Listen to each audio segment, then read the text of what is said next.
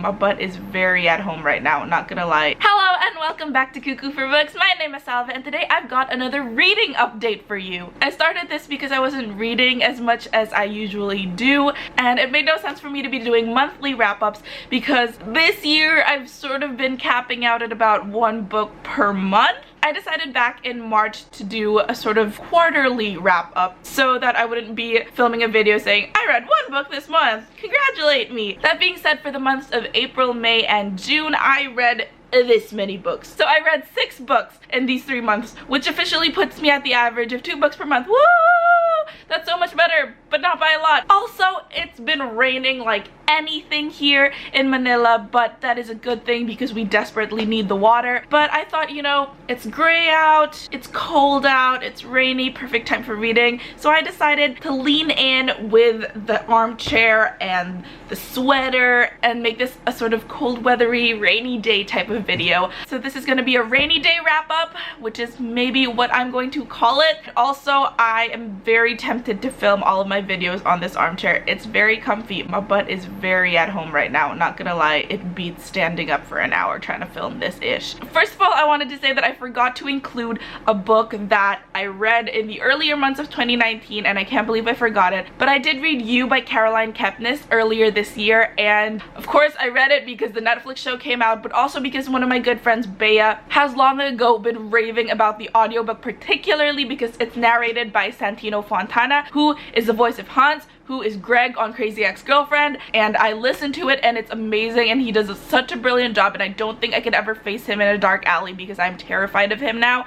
I really loved it, and I forgot to mention it in my earlier wrap-up, or the first wrap-up I had this year, so I'm just mentioning it now. Rambling aside, without further ado, here are the books I've read for the last 3 months. The first book I read would be The Red Scrolls of Magic by Cassandra Clare and Wesley Chu, and y'all know about this. I did a book review on this ages ago, which you can find in the link below, or if I can manage to make a linky link on the screen up here. I'm a noob. This is a Magnus and Alex spin-off of the Shadowhunter Chronicles. As spin-offs go, and especially a spin-off written with another person, I thought that they did a really good job. I do like it far more than the Bane Chronicles and what little I read of the Tales of the Shadowhunter Academy, and this might be my favorite sort of associate book of the main Shadowhunters canon that I've read so far. I'm just realizing if you know nothing about Shadowhunters, I'm probably spewing a bunch of like gibberish right now. So this book, I believe, takes place either between the 3rd and the 4th, or the 4th and the 5th books of the Mortal Instruments. It follows Magnus and Alec while they try to finish off a Euro trip, and of course chaos ensues, demons follow them, and they're just trying at the same time to figure out what this new relationship is, how to act around each other, what they mean to each other. For more information, you can click on my review in the link below. I was trying to sound like a commercial person, but it didn't work. The next book I read was an anthology, and it was called Fatal Throne, The Wives of Henry VIII Tell All. I don't know if this is so much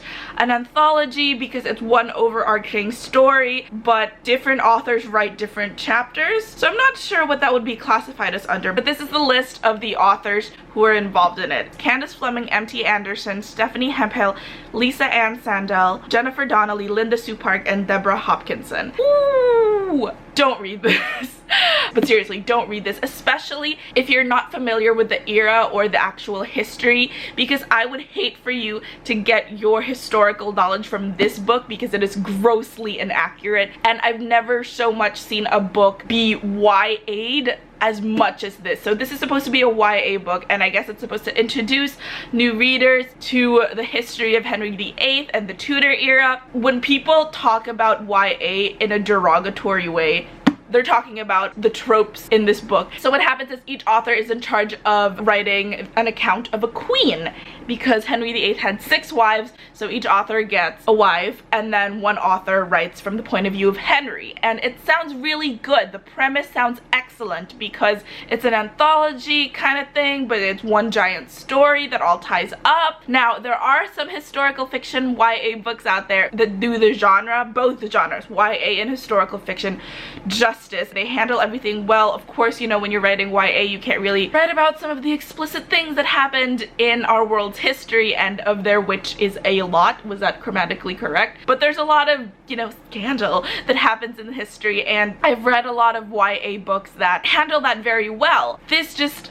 What it does is this book empowers all 6 wives. That's a great concept, except historically speaking, not all of Henry VI's wives really did have ambition. A lot of them, this book gave all of them an agenda, and sad to say, back then, a lot of them may have had ambitions, may have had agendas, but were not able to execute it, just because back then women were seen as less so. In the beginning, there is an actual scene where Catherine of Aragon rides off in battle, and that's when I was just like, no! I guess one good thing about it is that it made me appreciate Anne of Cleves more, as well as Catherine Parr. Anne of Cleves and Catherine Parr, in my opinion, have always been shunted aside because they're sort of the most boring of Henry VIII's wives, because they didn't give him an heir, they didn't commit adultery, they didn't get beheaded. This book, if anything, maybe it gave me an appreciation for the 4th and 6th wives. That's about it. The rest, don't read it, please. I'm happy to report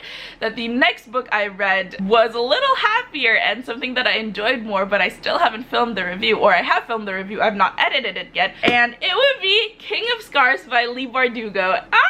Leigh Bardugo is one of my favorite authors. I think she's one of the authors that when people are like, ew, YA, like when people give us the usual crap for reading YA, I'm like, nope, here you go. Here is 6 of Crows, here is Leigh Bardugo. Read, enjoy, and come back and apologize to me. King of Scars would be the 3rd series she set in the Grishaverse. It's a spin-off of both 6 of Crows and the original trilogy, so I would not recommend reading this for the first time if you're not familiar with her previous books. And that's all I'm gonna say. It's about Nikolai, and it's also about Nina, and they're dealing with things I can't talk about because they're spoilers for the first 2 books, but this is a high fantasy novel. It takes place in a world where there are these people called the Grisha. To sum it up, they're sort of like the Benders in Avatar, The Last Airbender. They're magical people. They'll be adapted by Netflix soon. Gah!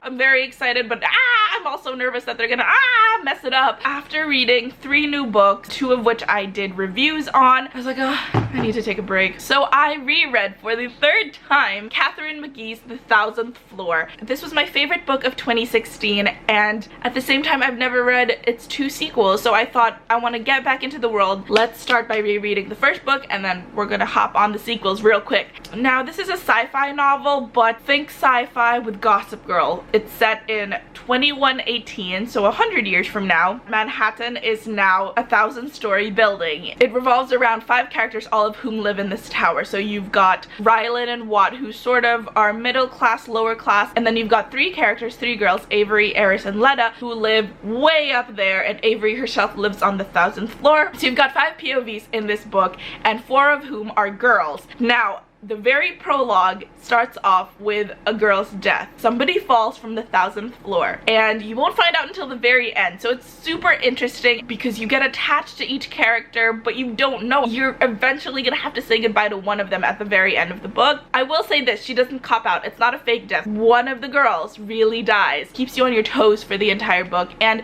just the world she's built in this, all her innovations that she's come up with in this book is great, and up until now, I don't know why it's not been optioned for a TV show or a movie. I did a review of this a very, very long time ago. If you care to look at it down in the link below, or, you know, if I flash a link up. Next up, you've all heard me talk about this probably 1,000,000,001 times on this channel, because the last 2 videos I made are all about this book. It is Patron Saints of Nothing by Randy Rabai. That's all I'm gonna say because I feel like I've spewed all I can spew about this book. So I'm gonna leave a link below to the last 2 videos. That's it. I'm afraid to get into this because I'm just gonna go on and talk about it for another 10 minutes, and then this video is gonna turn into another Patron Saints video. The last book I read for this 3-month period would be The Song of Achilles by Madeline Miller. Nikki, who was my English classmate in college, was like, you have to read it, you have to read it. So I'm like, okay, I'll read it. I don't want to say too much because I do plan on filming a full review of this, but I will say this. I get why people like it. I enjoyed it myself. I do have gripes, but I really enjoyed it. It's led me on this ancient Greece kick. I'm right now watching the 2004 film Troy, the one with Brad Pitt. It's 3 hours long, so good luck to me. The Song of Achilles, and it's all about a character from the Greek mythology. Yes, you guessed it. It's about Achilles, but it's from the point of view of Patroclus.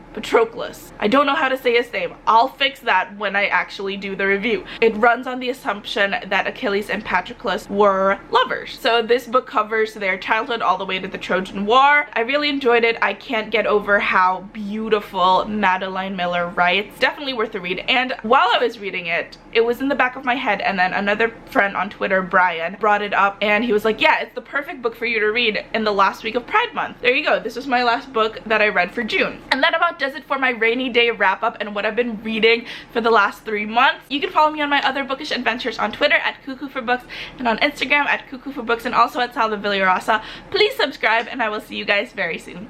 Bye guys!